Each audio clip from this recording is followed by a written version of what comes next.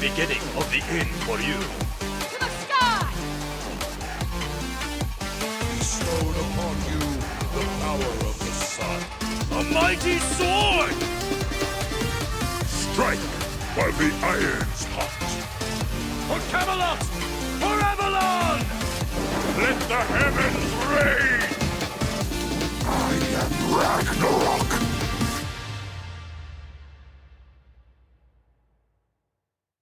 It's Saturday, SMITE fans, and we have got a slate of SPL matches to be excited about. Storylines abound going into this week in the SPL. We've already got one day under our belts, moving in to yet another exciting day of SMITE Pro League action here in Season 9. Cannot wait to get into it. My good friend Mifflin joins me on the desk for the start of our day here, Miff. And regardless of the way you cut it, Valks Dragons, you talk about the brother matchup in mid lane, Titans Kings, two of the top teams in the league, should be a good day of SPL. I didn't hear anything after you said friend, man. It's the first time he's ever said that to me. Is that the first time anyone's ever said that to you? Okay, well. All right. Come on! I was on SEC, got some coffee in me. No, it's still too hot. I'm waiting for it till after this break. Yeah, I can see it. It's steaming from here. Oh, man, it does look so good. 1 creamer, 2 sugar. Fantastic. I've highlighted some of the matchups we have today. Let's look at some of the matchups that we've had so far this week and a couple of the matchups that we have later on this week. To start things off, Valhalla Valkyries fall 2-0 to the Olympus Bolts, who are white hot right now. I'm not sure who's stopping them. The Atlantis Leviathans, a 2-0 win over the Solar Scarabs. That brings us to today. The Valhalla Valkyries and the Jade Dragons up first. That'll be our next matchup. And then the Tartarus Titans versus the Camelot Kings end things. So I think that's the question. Who's stopping the Bolts right now? I think maybe the Camelot Kings. But a lot to be gleaned in that set against the Tartarus Titans later on today. And then a triple header, of course, as always, tomorrow. Scarabs, Titans, Bolts, Dragons, Warriors, Kings, end of this week. So some good matchups tomorrow, Mifflin. I think a treat of an SPO week that we've got here today. And then standings could shift up a little bit. Camelot Kings and the Bolts up top. Leviathans finally look back to a more standard spot in the standings, Miff. They were, 6th yesterday. Able to jump up a few spots, and I think that shows you how close the SPL is right now. And I think this one, for the Jade Dragons, very important to buy a little bit of separation, jump above that 50% mark here against the Valhalla Valkyries. And it's a win that I think that the Jade Dragons fans will likely agree is one that they are expected to get. This is a team that has been in the league for a very long time. Sure, some minor changes throughout the seasons, namely just mid. Every single season, if they don't win Worlds, they'll bench their mid laner. That's what they do. So maybe some pressure on Pagon in this matchup. As he walks into the room. But I think we can expect them to win. The Valhalla Valkyries, absolutely new to the league and have been struggling a little bit so far. Yeah, and I think you look at pacing for these two teams. I think that's pretty important as well, because we've seen very different Jade Dragons in a few of their sets so far here today, or so far here this year, Miff. We've seen the Jade Dragons who will show up, they'll swing early, they'll take these early leads and drive you down. But we've also seen the Jade Dragons who stumble a little bit early, can't get their feet underneath themselves. So it's hard to figure out. I look, of course, at the mid lane in this matchup, and we'll talk more about that here in a little bit. I look at the duo lane as well. Mike and Panda Cat up against Gamma and Wowie, who have really struggled to get their pace going so far. Yeah, the duo lane is interesting, right? I would argue Panda Cat still hiding something. You don't play Uhl this many times and not have something else in the back I think he just likes it. He's got to. I mean, you're not doing it and not liking it either, but he's got to have something else. But bringing up the dual lane of the Valkyries, I think, is a very good point of conversation, because that is the main contention point, I think, within the SPL. That is the side of the map that has struggled a little bit more so than everywhere else. So if they can get things under control there, I think the Valkyries will legitimately jump just exponentially in power rankings, because they've been losing out in the duo more often than not. Oh, that duo lane will be in studio here soon enough. But, of course, the mid lane matchup we've been talking about all week long, the brothers mid, Pagon on the Dragons. Allegedly. Yeah, right, allegedly. We got to get to the bottom of this. Pagon on the Dragons, Benny Q on the Valhalla Valkyries. We sat down with both. Take a listen. As a team this year, I think we've done as good as we wanted to. Obviously some disappointing losses to start, but I don't feel like there's too many expectations out there for us. I mean, we kind of have our own and we're meeting them. I think we've played pretty mediocre so far. We know our issues, such as drafts and stuff, and we're gonna improve on it. I think since we're all pretty new, basically full rookie team, I think there's an experience gap between us and the other teams. I think learning how to adapt to games and closing out games is probably our biggest issue as of now. For me, it's just like adapting to the pace of SPL games, you know, getting good picks or just getting comfortable in general. Going into this week, playing against my brother, I don't think it will affect too much. I think I will just treat it as a normal game. No, playing my brother, I don't think it changes too much, but it'll be a lot of fun, I think. I think we're similar players, both pop-off players. I think our god pools are kind of polar opposites though. His playstyle is definitely a lot more unique than other players, I'd say. He has a lot more different picks compared to them. I think we're pretty close. We've been scrimming them the last 2 weeks a few times. I think it's just whoever shows up on game day. I think I probably have a little more pressure. I think they've already established that they're better than the old Vax, which takes a lot of pressure off him. And I think Jade Dragon fans have pretty high expectations of the team, so I think we'll 2-0 them. I feel like we're pretty chill about it. We want each other to succeed, but yeah, whoever wins, wins. Pagan and Benny Q, two very successful brothers in what they do, and that's play professional Smite. So let's settle it here. Benny Q, you guys are brothers, right? I mean, there's this debate that's happening. He's lying. We got to hear it right here and right now. Yes or no to being brothers? Yes. Yes. Pagan was shaking his head no, though, so we're going to keep a little bit of intrigue in there. Talk to me about growing up. I mean, were you guys competitive, Pagan, at all, growing up with one another? Did you guys have some competitive nature back at home? Yeah, I was always better at everything. Oh, no, he's setting the stage. Benny Q, do you agree with that? Was he better at everything? I don't know. I think I had the edge in Smite for a bit. I did remember raging at him a lot in my ranked games, camping me, sniping me. Pagan, is there some family rooting for one of you two here today? Anyone watch these matchups that will have a little extra interest in this one? I don't think so. No.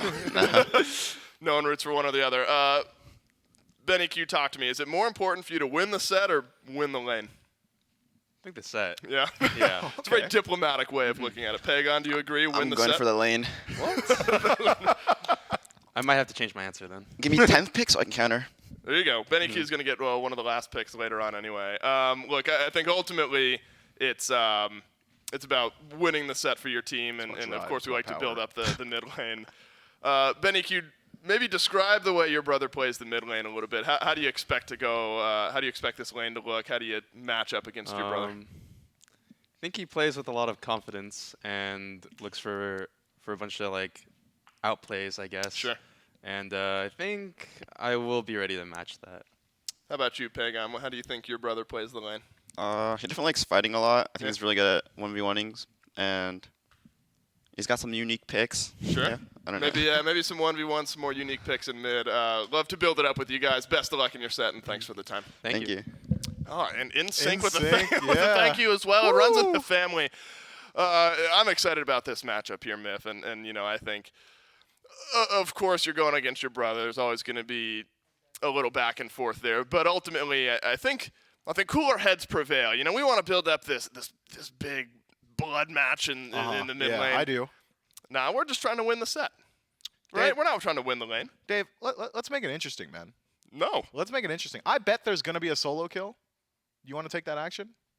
A solo kill in mid. this game In at mid. all, or a mid solo mid lane 1v1 is going to go one way or the other, and I want to take that bet. Yeah, but do you think there's no way of quantifying this, but do you think the odds are increased that there's a mid solo kill in this set because they're for brothers? Sure. Yeah. That's your argument. They literally both called for 1v1s. Yeah, but they're just saying that that's how one another play. And if they both play that way, that lends to a situation in which it will happen a little bit How more often likely. do we see mid solo kills? Not often. Just about never. All right, I'll take a bet. Okay. What's the wager? Will you pick who you think is going to win the 1v1? Oh, we're just betting who wins the 1v1. It's going to happen. I thought you were betting on whether or not we'd see one at all. No, it's going to happen. I think Benny Q wins the 1v1. I'm so glad you took Benny. Yeah, I got Pagan. Nice. Yeah, what's the wager? 50? Bucks? 50. No. Yeah, 50. No. 10? All right, we're out of this. The point being, there is likely going to be a 1v1 according to Mifflin. I think the junglers might be involved. I think we got some 2v2s maybe happening a little bit later on. Let's talk about the rest of these teams, though, Miff. Of course, we like to build up the mid lane matchup.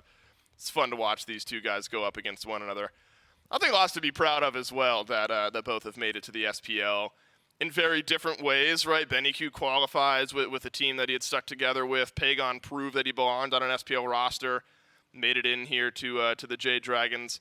And so I think two very different avenues to the SPL, but equally achievements to be proud of. And so then I start to focus towards the jungle a little bit. We've talked about dual lane. Mid lane has, of course, been a topic of conversation between these two. I think between Kiermi and Sanford Soccer, we've seen some similar play styles. Because think about when the Valkyries get the ball rolling a bit early in the game. It feels like Kiermi is usually towards the front of that conversation. Yeah, but the style of play and style of gods that Kiermi likes to take are very volatile. When I think of Kiermi, two picks immediately jump to my mind right now. It's the Erlong Shen, and for some reason, the Shiva. Both of these picks are, hey, I'm going to be one of the strongest persons on the map at level 2. Nobody's going to fight me at level 2. If they do, I'm going to win and either get a lead, or we see him stagnate for a little while, maybe fall behind. If he does die early, all of a sudden you're not able to do anything on the map. And that volatility is incredibly risky at this level of play specifically. Right. You're able to take these high-risk, high-reward plays in ranked in the SEC because at those levels of play, you don't get punished nearly as hard. In the SPL, when you're playing against the 49 other best players in the world, or no, that's not the math. It's 39. There's 40 total players in the league. When you're playing against the 39 other best players in the world, they're going to punish you to the absolute extent of possibility. Yep. You make one minor mistake, all of a sudden you miss 2 auto attacks. Okay, now I'm down 3,000 gold 5 minutes later in a slippery slope, in a snowball. And those picks that Kiermi likes opens him up to that. Right. Yeah, and so I think the volatility myth, something that the Dragons, to your point, a good enough team to take advantage of. So, we talked about the trial by fire that the Valkyries might face in Phase 1 of the SPL. They got a 3-game set against the Solar Scarabs in their first set of the year and impressed us there. A 3-game set against the Oni Warriors in their second set of the year and impressed us there. The rest of the teams that the Valks have to fight against are all teams that are higher up in the standings from those teams. Yes. The Titans, the Bolts, the Dragons, the Leviathans, and the Kings ended the phase, or will end the phase, after those first 2 sets that went 3. Valkyrie's still a team. I'm very confident in saying that they'll push a couple of these maybe to 3 games, right? But it depends on which Valkyries team shows up on any given day. But it's later on in the year where a lot of pros and maybe even the Valkyries themselves assume that some of their luck will start to turn. I think support catches my eye as well in this matchup, Myth, because PBM has had such a unique phase so far because we've had flashes of vintage Polar Bear Mike. But I don't think Mike has played his best Smite yet early on here in Season 9. No, not quite yet. Maybe a meta that doesn't necessarily suit his style of play. We're seeing a lot of mage supports, the E-sets, the Nox. Capri's had a massive resurgence. Even occasionally things like the Geb get locked in. All these generally facilitator, backline style just help out the team picks. When I think of Mike at his absolute best, legitimately I think Mike in an alternate timeline would have been better suited as a jungler or as a solo laner because he loves playing those aggressive style of picks. Like the Hercules, like the Fenrir, like the Sobex, things that can get in your face and play very early on, which is why I'm surprised that we don't see Mike go towards things like the Bacchus. Not something we see too much in the SPL. That's more so a European SCC pick, North American SCC pick. But I think would fit his style. It seems to me that Mike is working really hard to fit around the team when, in reality, he is one of the best players on this squad. He's one of the most mechanical players on this squad and has the ability to run matches on his own, maybe limiting himself just to facilitate the squad. Yeah, to give you a glimpse, in the last 6 games, the Jade Dragons have gone of that arm. Talk about working hard. That ain't a glimpse. I got an eyeful. Yeah, anywhere on camera is an eyeful when those pythons are on the screen. In the last 6 games, the Jade Dragons have gone 3-3. And so Aphrodite for Mike, 0-3-3 in a loss. Kabrakan, 0-6-4 in a loss. 0-1-1 Yamoja in a loss. And so you're seeing some of those more, to your point, Myth, different styles of picks from Mike. The Ares was a win. ESET was a win. Then there was one Yamoja win there for PBM in the last couple. So I still think this Dragons team is figuring out the meta here in Season 9.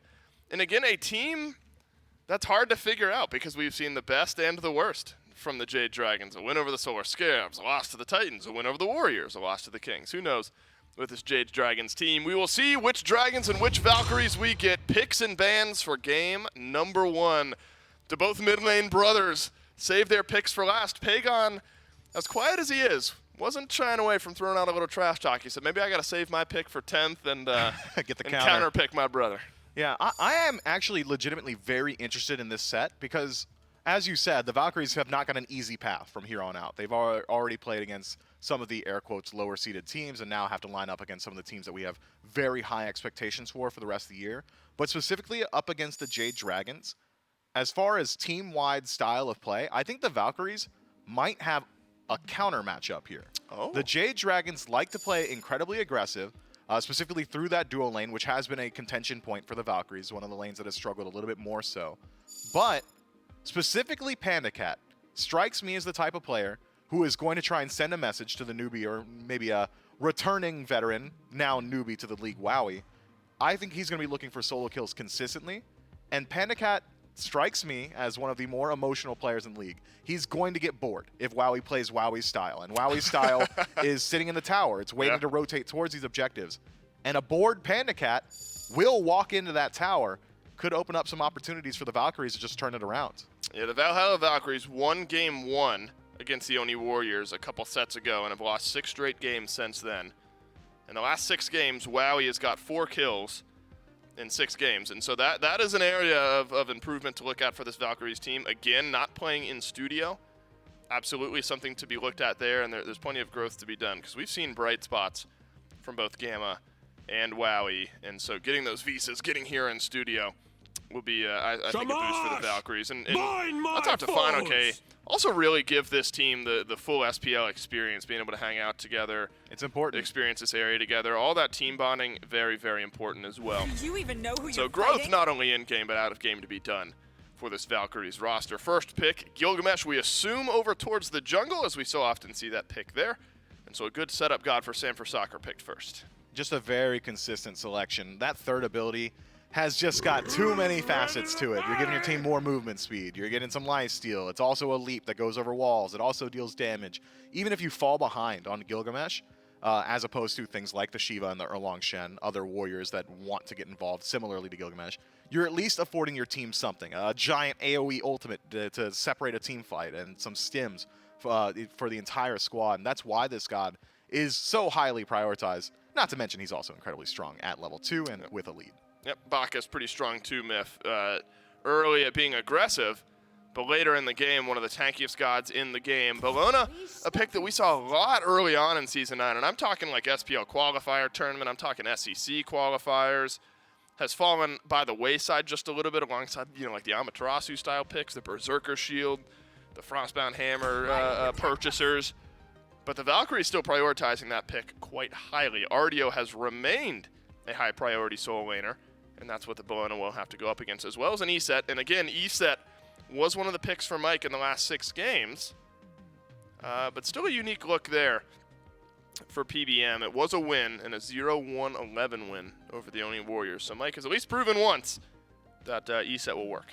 Yeah, generally ESET support, you're going to be maxing out that Dispel Magic, which is just a crazy ability. The more I read it and the more I see it, I'm starting to realize it might just be a better Stone Shield that just doesn't have the cleanse on it. You're silencing out the opposition. You're stripping away protections. You are slowing them. And you're giving an HP shield to all nearby allies, all in one ability. That is incredibly potent in the dual lane. You're essentially giving your hunter a little bit of additional HP to use as a resource to close gap and take trades in the minion wave. So often we see hunters maybe even just ignore the enemy gods in the early phases of the game because they're worried about taking archer damage or melee minion damage. ESET essentially removes that concern from them, and then also has some of the best objectives secure in the game, decent wave pressure, relatively aggressive pick. So I think this is one that will suit Mike very well. Similarly, you brought up the Bologna.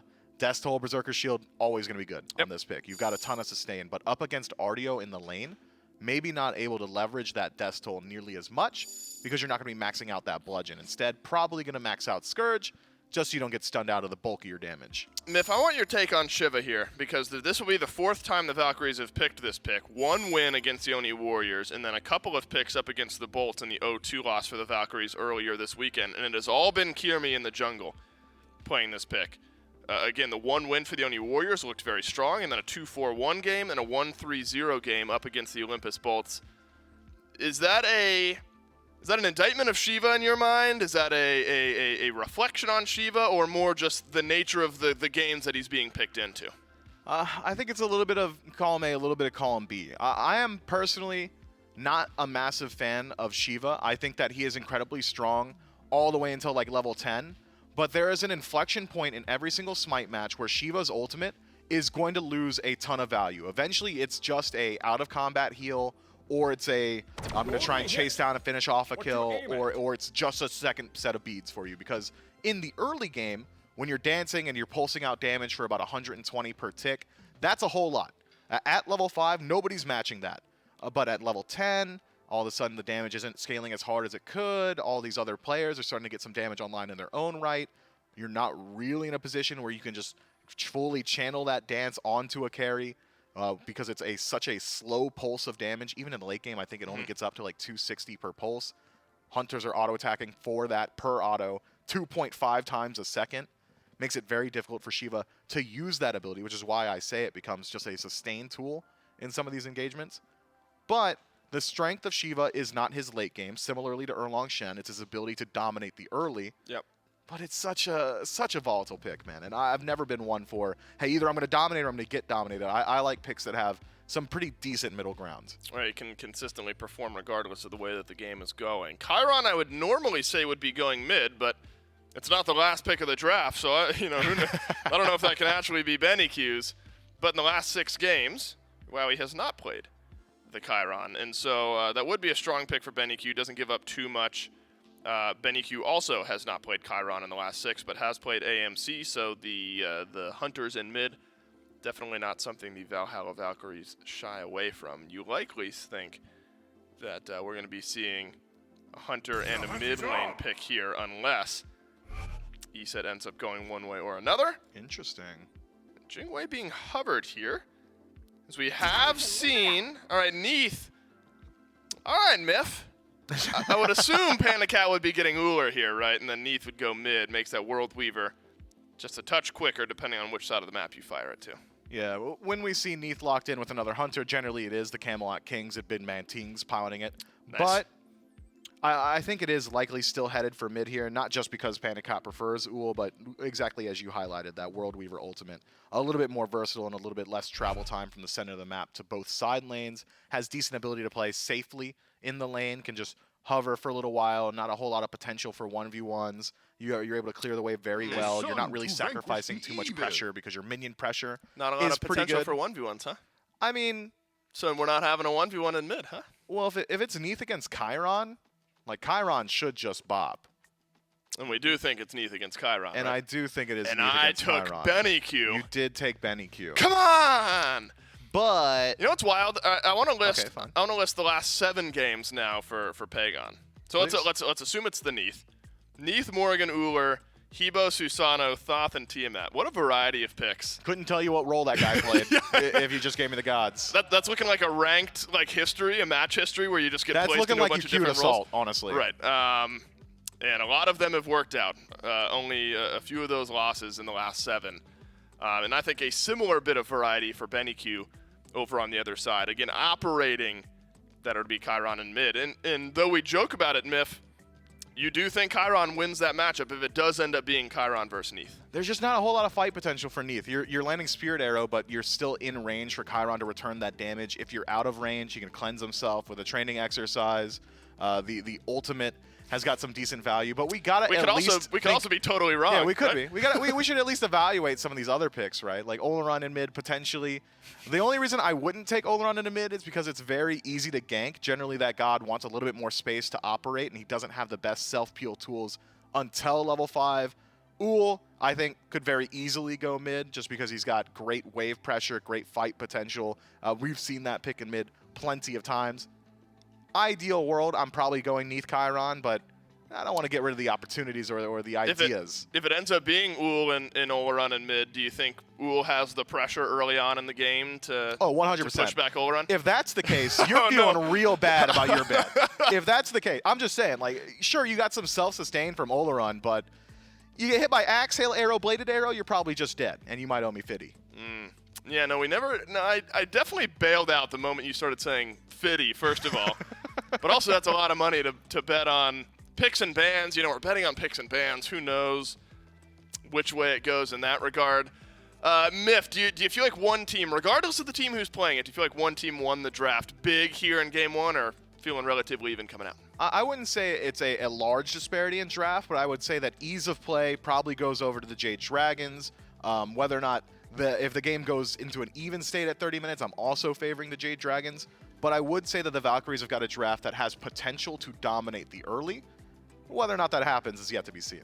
Yet to be seen. I look forward to the jungle matchup here in this one. Shiva is what we presume up against Gilgamesh. For Sam for Soccer, the brothers mid battle it out in game number one as the Jade Dragons and the Valhalla Valkyries face off. Finally get to see which one of these brothers will find the win up against each other today in our first set of the day on this lovely Saturday. And I mean, these guys are talking about, their bets on who's BennyQ's my actual mid laner for fantasy, so I maybe got a little bit more riding here for this one. I think I'm going against Charlie in that aspect there. It's J-Mac, it's Gore here in game number one for the Jade Dragons and the Valhalla Valkyries. What's that?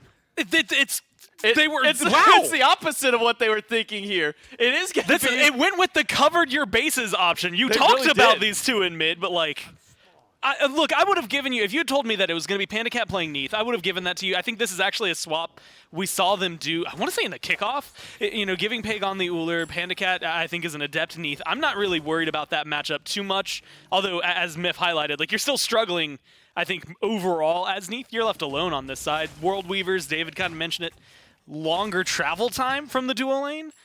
The Olaron in mid is the one that is just wild to me. I think we saw Twig do it a couple years ago, and it was something that was like prominent for the Dragons. They were the team that liked to run it, and it is just so easy to kill sometimes. I mean, you've got your beads, so right now, that's your safety mechanism. You've got a little knockback, a little heal, and that's kind of a safety mechanism. Eventually, you get your ult, and it helps. It helps a ton, but it's got such a massive cooldown. And compared to the pressure that Pagon should be able to output on the Uller, this is not going to be a very mid-centric early game for the Valkyries. And that change to the ultimate specifically, as you said, all the cooldown that's been added to it, kind of why we haven't seen that Olaron in mid nearly as much as when we once used to. Kirmi did start up with BennyQ, though. It was the 2-2-1 strat as far as the Valkyries were concerned with their start.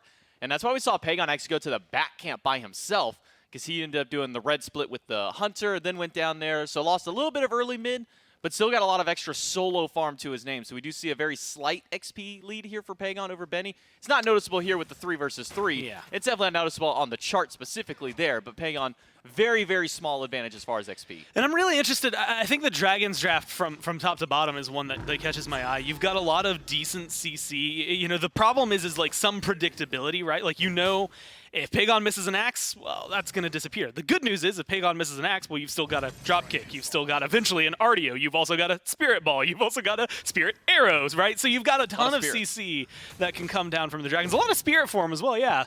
And so, I think the balance is going to be there. The CC is going to be there no matter what. But a lot of it is, survivability in those instances. Aquarius in danger here, but Kirmi is ready to go on the backside. Pulls 2 in with the sweep, but the dropkick is going to be enough to put Kirmi away. Aqua running low. The bludgeon does some good damage, but not enough to deter Sam and Fine. Okay, they can walk right up to this blue buff, because Kirmi and Aqua are going to be too low to try and defend this. I'm really impressed that, first off, they didn't get the kill, but I'm more impressed that Kirmi's going in. He's going in. He used the pillar to buy Barely himself any some mana to work time. with. Goes back over to Aquarius, who teleports back in. Now full health on the Bologna with a little bit of extra magic defense here. Won't help too much as far as the 1v1 up against Sam. But Kirmi doesn't lose his life, doesn't secure the blue buff, though. But Aquarius gets to come back. You get a good highlight of what both of these junglers are capable of. First, you get to see Shiva, very good at staying alive. That double dash really works out well for Kirmi there. But you more often than not get to see what this Gilgamesh brings to the table in like just perfect showcase. Hey, not only can I drop eventually the Winds of Shamash for slows, which would have been absolutely helpful there, but really it's just that drop kick. If two people line up, it is so comfortable for you. And again, that's going to be used, I think, more often than not in mid lane. BennyQ is going to be pretty easily susceptible to that. I think the Bologna is going to be relatively susceptible to that. And there's not a lot of survivability save for going for things like beads. Eventually, Bologna is just going to be too tanky. BennyQ is going to have Sanctified Fields, and that's going to slow it down. But I expect this to kind of ramp up for Sam as the game continues. We do kind of have this like mini counter matchup here. Typically that PBM would win in this case up against Gamma. I mean, you have the silence, you get rid of the belch. Wingus is going to be knock immune from the belly flop here. But at that same time, Gamma does have the belts to stop a Wingus if he can get that there before. But PBM should have the advantage in those little 1v1 scenarios there. Wowie on this Chiron. And something that the Des brought up earlier on is this dual lane of the Valkyries has not really been able to get much going so far this season. They've been kind of on the lower end here. We'll see if they can step up and maybe find a win here up against the Dragons in this matchup. But what a tough lane to try and find a win up against. And not only is it a tough lane to try and find a win up against, one of the things, it's not just necessarily like losing a lot of pressure, but the KDA combined for Gamma and Wowie over the last couple of weeks has been really, I think, where the problem is. It's not necessarily so much like they're losing a lot of pressure, but not only are they losing a lot of pressure, they end up, giving over a lot of kills, and that ends up leading to a huge disparity in experience. And so all of a sudden, you've got these supports that are rotating into mid, and you've got a 2-level lead over where, Gamma or where Wowie are. And so keeping pace in this lane, like just what's been going on, the fact that they haven't died is already, that sounds mean, but after watching yesterday, that's a huge improvement for them to be able to kick things up. And so just being able to watch where they can now put this pressure, what Gamma's going to be able to do as they start to rotate, especially as they get into a little skirmish over here. PBM does drop the ultimate on top of Wowie, but Sam is coming from behind. Drop kick against Wowie, and the World Weaver to take him down. Panda Cat strikes first for the Jade Dragons. With Kirmi rotating over, the Jade Dragons aren't going to continue that fight up. They'll take their one pick and they'll move on. Look, you get maybe the best case scenario, right? You do drop it a couple of ults, so it's maybe not perfect for the Dragons. Oh, but First Blood goes on to Panda Cat. You kill, his lane opponent immediately, so you're shutting down people that matter. You're getting the gold to people who want it. And with this kind of build, depending on where he goes with Neith, you're expecting, or at least I'm expecting, something maybe along the Transcendence. We've been seeing it a little more often. We already see it for Pagon and mid. And so that's going to be a nice pickup and then a kind of speedy expedition to here, finish it off, get your Transcendence, start stacking it a lot faster than Wowie is going to be able to do it. And then you're going to get a much larger power spike, hit a couple of those, I guess, like early game pressure points that Neith can apply, and then really start to bring to fruition what both of these picks can bring with rotations. Let me just say, you casters curse the hell out of Wowie. Oh, there. absolutely. Within 30 seconds, you're saying, man, they haven't died yet. Then he dies right after. And that was my compliment. That feels bad. Right side, though, Kirmi finds a 2v1 pick up against FineOK, drops Artio down, and finally puts the Valhalla Valkyries up with their first kill. But going over here towards this mid lane, the Yola run was the topic of discussion. Pre-level 5, not very safe. The knockup is only CC. So far, he's made it through level 9 now in this mid lane. But also looking at his build, Pythagoras piece, first item out here by BennyQ, not nearly as common of an item as it once used to be.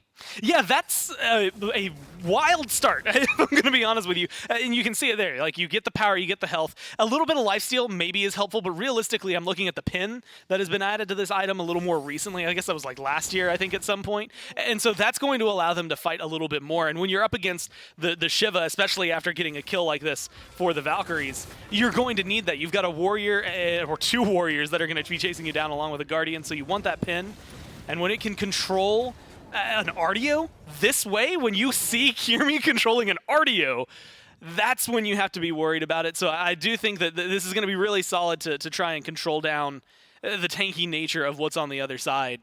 But for the Valkyries, it's also, interesting that BennyQ, I want to say, is getting away. I think that's the phrase I want to use, getting away with this pick, because it feels like it's a lot easier to punish early on, and they haven't put a lot of pressure in mid. They haven't. Instead, they're putting on a Sam in this 2v1, and ultimately that Kirmi will immune both the World Weaver and the drop kick, and Sam will go down. It's the second one up now for Kirmi. Gamma, though, Gets stunned out by Pagon, but BennyQ has shown up. Has that Sanctified Field. He'll gonna be use big. it on a PBM. The knockup is good. The sweep to pull it back in. And it's too late for the pop of the ultimate from PBM. That's now 3 kills for the Valkyries. And you get, again, CC chains is where it comes down to. Kiermi is able to get in there, pull people in, but then immediately knockups from Gamma. You get the giant Sanctified Field from BennyQ to slow them down. It's just a kill onto Mike, but with everything else that happens to Sam right prior to that, and of course with FinoK dying over on the right, it showcases where the Valkyries are going to be able to put their pressure. It's around the Shiva right now, and I want to see Kiermi do this more, be everywhere. Well, he is right now, but FinoK is pretty tanky in the soul lane against this double fizz now. He's got a full item and a half online, and FinoK is willing to go back in. An Eagles rally to lock FinoK on top of the fire, but not enough damage just yet, and with Sam rotating in, the Valkyries are going to have to retreat, but I don't think they're going to have an opportunity to get out. FinoK will tank up the tower for Sam, who will dive in up against Aquarius. Drop kick on Kiermi, will find the stun against the wall, and Pagon is here to claim the kill. The axe toss is off the mark, but the auto after is good. Pagon finds the double for the Dragons. I admire where Kiermi and Aquarius are with that. I think if they're able to get it, Kiermi with a little bit more mana, maybe you can turn something around specifically onto Sam. You're probably still dead there because Pagon makes a good rotation, but you might be able to get something in retaliation. Otherwise, it's a double kill onto the mid laner, a level lead now for Pagon. You've got that for him. You've got a level down there for PandaCat as well. So you're starting to see where things can go wrong overall, I think, for the Valkyries. It's that they have a really good grouping and a really good team fight. And that's typically what a composition like this does, right? Like Bacchus' great setup for damage. BennyQ, that ultimate is one of the best team fight ultimates that you have in the game. Secure an objective team fight and objective play maybe goes over towards the Dragons because of Circle of Protection. But I think that if they can get the full 5-on-5 and kill off Mike early, then the Valkyries have an advantage in the 5-on-5. When it comes to picks, though, it's completely different. It's going to be a beads out of Wowie, and he'll use that giddy up to get away from Sam. A massive rotation back over towards this dual lane to keep pressure up on Wowie. That seems to be kind of the opposite of what a lot of other teams do, where previous teams up against the Valkyries, they would just kind of ignore dual lane. I think the matchup against the Warriors, specifically with Vote, was probably a tail of that coin there, where Vote didn't need the help. He was just able to get it all on his own. We'll see if Kiermi can find anything in this 2v1 in the back end. Circle protection. We get a lot of healing through. Kiermi's not getting enough damage. And Sam will put him down. The winds of Shamash with the final hit. And there you get to see kind of the two-edged sword that is a Shiva. You can get in there, you can control them, and we've seen so many good ganks so far.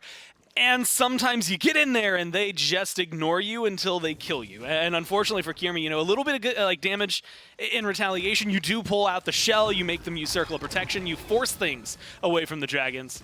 But losing that pressure from your jungler, the CC that he could bring, it really contorts this side of the map in favor of the Dragons. Now they get that tier 1, and I feel like Sam kind of has free roam over on the left-hand side. And earlier on, the Dragons, with their first blood, had a very small gold lead. The Valkyries, with their 3 kills, mitigated that gold lead, but now it's already ballooned back up to nearly 3,000 with just these couple of kills here. And this is something that the Dragons have improved on a lot in their last couple of months of play, specifically now here in Season 9, is they've been able to up their macro game farm. Even if they lose a couple of kills early on, they're still able to bring themselves back in. And realistically, like one of those kills being on the Mike is definitely, I think, helpful for them because Mike is should be the sacrifice for the others. Neither Pagon nor PandaCat have gone down, so that's a huge win for the Dragons. It is unfortunate, though, that double kill, or I guess the 2 kills that end up happening a little bit earlier, FinoK and the 2v1 on right, and then Sam when he just got caught out and left. Little moments like that help keep the Valkyries feeling alive and kind of showcase what their team fight has. But the problem is how often they're going to be able to do that, and for me, where they're going to be able to place that pressure. If it's only going to end up on people who are diving really deep or frontliners, that doesn't say too much for you. If Pagon and PandaCat go untouched, they get so much damage out for free, and you can't have that. So, I want to see Kiermi get a little bit deeper. Aquarius, when these rotations do start to come through, being willing to dive and try to put PandaCat and Pagon into really uncomfortable positions. Because right now, I mean, it's not too much player damage-wise. They're not like ballooning out of control or anything like that, but they're still an imminent threat. And I think that PandaCat, especially if he can get his ult off, is just a starter. Sam dives in, successful on stealing away that purple buff. Another point of XP lost up to the Valkyries. Pagon versus BennyQ. The World Weaver is in. BennyQ pops the beads and the Sanctified Field, both of his biggest safety forms now on cooldown from just that one ultimate and the threat of Pagon after, and a Shell burned as well. Not going to be an Aegis coming out of this mid laner. It's going to be Shell for the solo run. And so, balancing point, I think I like the Shell, just because they're going up against a lot of auto attackers. Upgraded Shell feels really good, and I think this is going to be beneficial for them. Downside, you just used everything. That's your safety mechanism. I mean, all it takes is a blink drop kick from Sam to push you into the lane, get a stun in front of Pagon, and you're dead now. So BennyQ is definitely susceptible over the next couple of minutes. Good giddy up from Wowie, but he won't Good find stun. enough distance because the Spirit Ball from Mike is on point. Drop kick a little early there, and Wowie will go down. Might as well get a little bit of extra farm while you're at it, though. Centaurus only used to delay his life for a moment longer. Panda Cat credit to the kill. 5 up now for the Jade Dragons. You can see where these leads are starting to spiral out here. 2 in the duo lane. Solo lane even has a level up, and Pagon in that mid might be getting a little bit of extra bonus here with BennyQ going down. Sam and PBM should close out that kill nicely. A good heal from Benny, but PBM will turn around and wing Gus to grab the kill. Yeah, that one is just that thing I said, right? You're susceptible to so much, and they have so much single target CC on the Dragons. Yeah, good luck. If you don't have your beads, which guess what? After that gank, Wowie is also going to be missing those. It is so easy for the Dragons to find control in picks like that. Now they're starting to expand that lead. Not only are they pushing in Tier 2, they started up the Gold Fury, they've got the kills going in their favor, plus all the gold they've already amassed. This is going to push them into a very easy set of control territory, right? You mentioned the gold lead and the experience lead, and that's where things are going to start getting out of hand. I mean, there's 6 levels between Pagon and Gamma, and so what's Gamma supposed to do here? There's 3 levels between Gamma and Polar Bear Mike. So all of a sudden, it's harder, even with this build, you know, that's kind of oriented to help deal with a lot of the physical damage coming from the Dragons out of Gamma. You can't jump in because they just have an experience gap that's going to make them deal more damage to you. If you're BennyQ, if you're Wowie here, you can't really go far beyond your tower line without feeling in danger. And this is just the 1-2 combo that we were talking about a moment ago. Wow, we won't make it out. The wins, unfortunately, had to be used out of Sam to close out the kill. Now it's Kirmi versus Sam. Sam's used everything to get that kill, but now with Panda Cat showing up, Kirmi's gonna need the backup of Gamma to get him out of this fight. The last tick used for a heal, and a good belly flop in by Gamma will force Panda Cat to backflip out, but they're turning it right back onto Gamma. BennyQ now shows up. Sanctified Field is good. The Aegis holds out Panda Cat for a while, but it won't hold out forever. The orb swinging out from Benny. Won't find the damage, but fine, okay. All the while in the back end of this fight has pushed Kirmi all the way to the Tier 2. And Final can just get right back in. Yeah, now this is like the best gank opportunity for you. BennyQ has nothing that they can do. And Gamma, I mean, at this point, you're just trying to run away as fast as you can. If you get caught out, 1 stun is all it's going to take. Good pathing, I think it's enough of a gap. And I don't know, Pagon is playing aggressive. Mike's up in the lane, but I don't think you chase for that one. Shiva, Kirmi, really lucky they get away from that one. Fine, okay, almost gets the kill, stopped the back, but does not quite find it. And they're happy. I mean, they kill off the Neath. They get both of her relics. Neath is really predictable with the backflip. So that damage was good, but oh, man. Good Lord, just leave him alone for a moment. Just let him at least get through the tower at this point. Pagon absolutely bullying the Hunter for the side of the Valhalla Valkyries. His 4th kill up now, 4-0-1 for the mid of the Jade Dragons. Unfortunately for Wowie, that's his 4th death now of the game. And earlier on, we were talking about, you know, it's good. Wowie and Gamma, they're surviving for a while, but ever since that point, it's been downhill really across the board as Sam finds a kill in a 2v1 up against Aquarius. Kirmi rotates over, but there's not much that Shiva can do to help out this lane. Tower already gone. It's pretty much a foregone conclusion. Look at the grouping on right, though. The Dragons are just going for the Fire Giant. They just saw 3 people on left. They absolutely know that there's no presence from the Valkyries over here. They had killed off Wowie, so he's just now respawning. And because they killed off Aquarius, they don't have to worry about it. BennyQ's none the wiser. And they have the damage for this. I mean, it's going to be a 17-minute FG. And Sam jumps back in. Lava Pool goes down, but so does the Fire Giant. And the Pyromancer right after. And man, that gold lead, it was already bad. It's just gotten a whole lot worse. 10,000 up for the Dragons in 17 minutes and 12K experience. And the fact that nobody is level 20 yet, that is a dangerous 12K XP lead. Yes, it is the true lead, right? Every single bit of that is getting felt. Pagon's 2 levels up in mid, but it's not even just, okay, cool, he's beating out BennyQ. He's beating out everybody in the game right now by 2 levels minimum, and that is really being felt. You know, he rotates over to left, gets into a fight with Wowie. Pagon just slaughters anyone that stands in his way. Same thing happens if he gets in a fight with Kirmi, if he gets in a fight with Aquarius. It's just so difficult at this point to try and deal with them. The best thing the Valkyries have going for them right now, a good defensive composition at this point. You're going to have to start looking into grouping up. That's pretty much the only way that you're going to be able to survive. If you're under a Phoenix, you've got a really good team fight potential, really good control, and the Dragons want you to be isolated. They want to take, a 3-on-2 or a 2-on-2 in mid and kill off one of you before moving forward. So I think as long as they play it safe and kind of play it close to base, they do have a lot of their relics available, plus a lot of capability to push the Dragons back away from a Phoenix early on.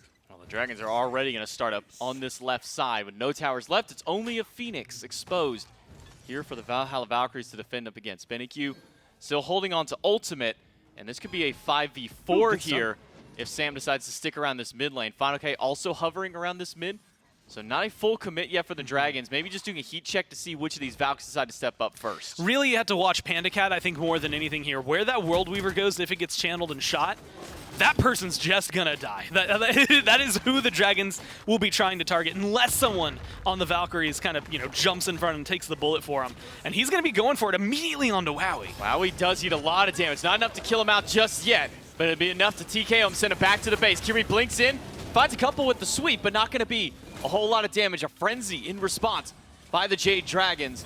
They're just slowly making their way towards this bird. Wowie is now back in the fight. It's a 5v5, a Sanctified Field dropped through, and a circle of protection in the back line of the fight. Kirmi is dancing as fast as he can, but it's not enough to save out Gamma. Final K finds the kill on the support, and the Dragons keep going. And the damage just seems to be there. I mean, Aquarius, you're going to get a stun, but at what cost? Wowie just goes down, and Kirmi forced out of the fight. Pagon finds one, Pagon finds two, getting the kill onto Kirmi. BennyQ low, and BennyQ gone. It's a triple kill now for Pagon. Find the axe toss to jump on in. Pagon just needs one more good hit to take down Aquarius. Give him the quadra, boys. Not enough damage, though, to find it out there. The Jade Dragons, in sub 20 minutes, are pushing up the throne room, but Pagon does end up going down in the midst of the fight. But there should be enough damage on the remaining members of this Dragons to take out the Titan. Won't be able to get that less than 20, but they'll at least be able to still make it a quick game. Jade Dragons take it. That's that awkward moment. You're in there, you're dominating this game, and that's when you realize in the Titan room, not only that you walked in under 20 minutes, but none of you are level 20 yet. And you start to realize, oh man, we had a massive gold lead. We had a lot of experience under our belts. We still weren't a late game team just yet. Either way, they play that so cleanly from the beginning. I mean, there's a couple of moments, especially early on, the Valkyries get a couple of kills that pull back in their favor, feels really solid, but the duo lane really starts to get a lot of pressure.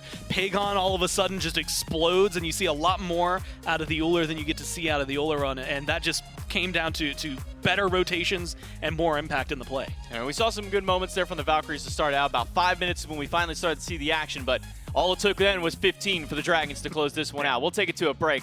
We'll come back to the desk to break that down.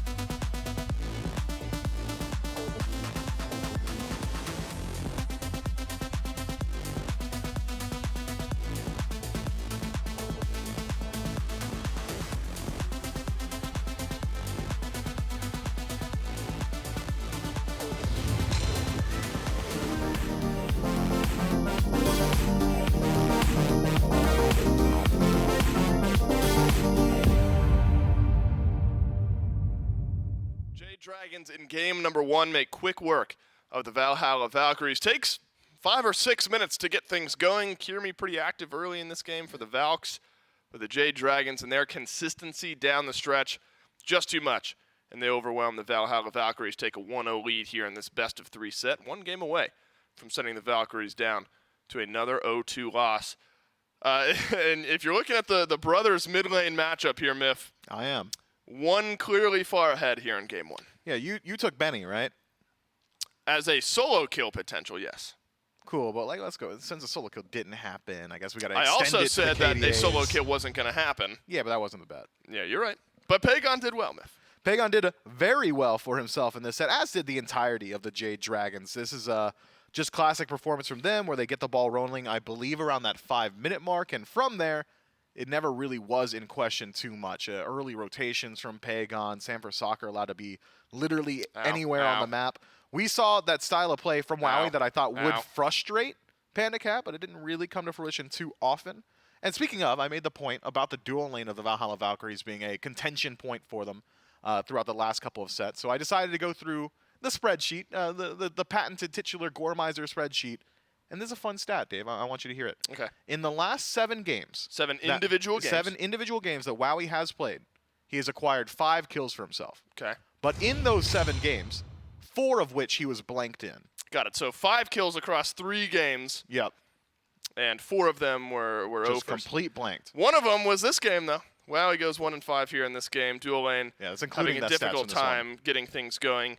If I am throwing a bit of a life raft, it's that a lot of the game states have just not been going the Valk's way. And so, you know, whether it's dual lane, mid, solo, whatever it might be, been a lot of shifting and moving going on here for the Valkyries. And, of course, the life raft of getting visas, getting here in studio, important to look at. But you're right, Miff. I don't think you can just ignore a stat like that. I think that's an important thing to address for the Valkyries moving forward here in Phase 1, later on in Phase 2.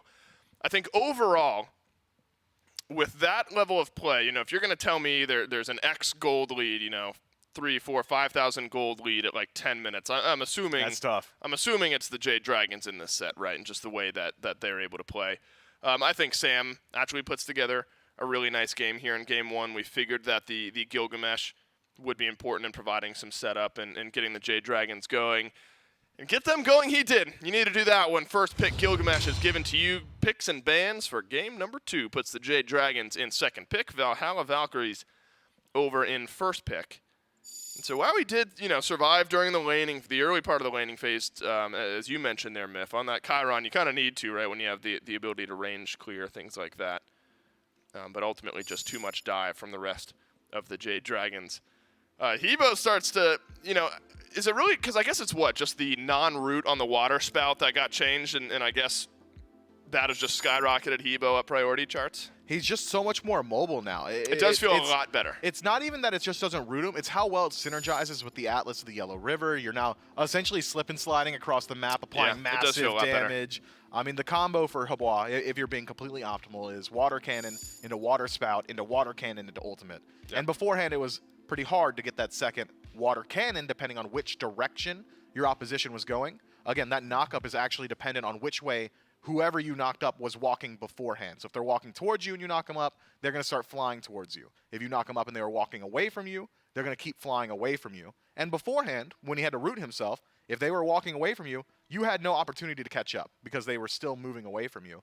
Now, since you're not rooted, it's much easier to apply the entirety of the combo, and it's really made this god that much more versatile. Generally still in the jungle, though, because it's clear being melee range doesn't really lead to a conducive situation in mid. I think it was Pagon who played it in mid up against the Kings, so the loss for the Jade Dragons. And then Captain Twig played it in jungle like the next game and looked incredible.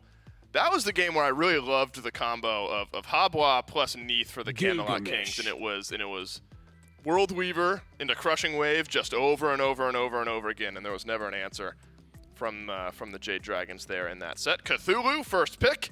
Give Aquarius some credence over there in the soul lane and impact later on in the team fights. Achilles is still around. That has often been the counter to the Cthulhu when picked up over in solo. Jade Dragon, stick with the Gilgamesh, give Sam for Soccer something consistent, and give Panda Cat something that he can pressure out the lane with. Yeah, different look from Panda Cat, but could potentially go over to Pagon as well. Medusa, decent in the mid lane, so not willing to make a complete dedicated call on the allocation of that god. I am surprised to see the Valks take Cthulhu so highly in their draft.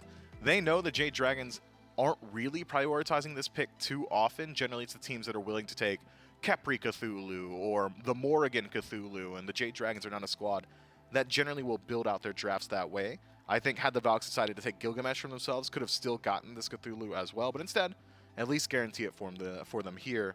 But what are they going to build around it? Which combo are they going to elect to go for? Because if they don't take the Morrigan here, it is pretty likely that it gets banned out. If they don't take the Khepri here, it's pretty likely that one could get banned out as well. And those are both two picks that really do make this Cthulhu just that much more effective on the field. Yep, and give something to help stabilize this dual lane a little bit for the Valhalla Valkyries. I mean, going into a Medusa regardless is always going to be difficult just because of how good this pick has looked recently. Kabrakan ends up being the selection here. So we know it won't be solo. Could be jungle or support. Or I guess if Bennyq's on your team mid, but again, it's a very early pick for that to be Bennyq's pick. And so I might put my my bet that it is, I guess jungle or support. I'll have to wait and see what the rest of the draft ends up looking like. Medusa Ymir, how about this pick for PBM? If only a pick or two in the SPL and hasn't quite found its success yet. Has some pretty good matchups already up against what the Valks have brought. Heimdall sure can use the Bifrost to TP over wall, but if he has to use his ultimate to escape, he's going into an ice wall. If he has to use his, or if he needs Kabrakan to step up and peel, well, he's got no way to deal with the wall unless he's been Phantom Shelled. Cthulhu, even in Descent into Madness, pretty easy to limit his movement across the map. I think Ymir has slowly become that new answer to Cthulhu as well. I mean, we saw it last time, I believe it was Yarkor playing Cthulhu. He's just AFK walking to a wall, real frustrated in the player cams, and we're probably going to see a good deal of that in this set, or in this match particularly. Speaking of the Heimdall, though, tell me. Surprised to see that one locked in here.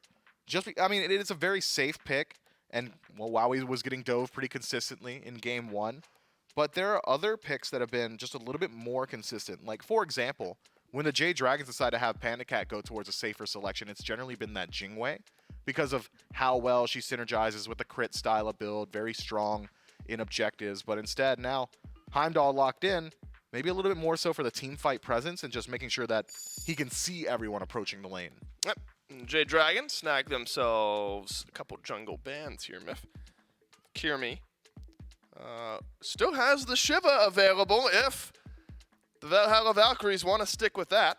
40% ban rate against the Valkyries. And Kirmi has looked impressive. You know, again, despite a lot of game scripts going against the Valhalla Valkyries, I think Kirmi has still put together some decent performances here and gives me a future to be excited about for the Valks as a Neath ban ends up rolling on through. But when Pagon's looking this way on Ullr, why take it away? Although I guess to your point, Myth, could still be a Medusa in mid, but I don't think you'd take the Uller away from the hot hand. No, I wouldn't. I mean, he was doing literally anything he wanted on the map. But Dave, I gotta ask you, man. Please do. Is this what you were looking at me weird about a second ago? I'm nervous now. At the Well, it question. wasn't. First off, I've never once looked weird in my life. Secondly, You looked at me weird. yeah, and I've never done that. As if I were weird. Not you looked weird. You looked at me in a weird way. Go ahead. Are you confident in the pronunciation of Shiva? Have I been saying it wrong? I say Shiva. Yeah, which is I think how it normally. I Okay, think that's so- the general. Uh-huh. But when he says it, when he gets selected, he goes Shiva. So it's Shiva. They're both right. Okay. I don't think either of us are wrong, Myth. We just, I don't like that. I mean, it's a recurring bit that two things can be right at the same time, but like, I wanted to be right. yeah, Myth, the world's your oyster, and don't let me take this one So away you're from gonna start saying Shiva? you. No. Okay. Well, you took it away from me. Shiva not picked or banned here by the Jade Dragons. And how about this? A hyper carry style jungler.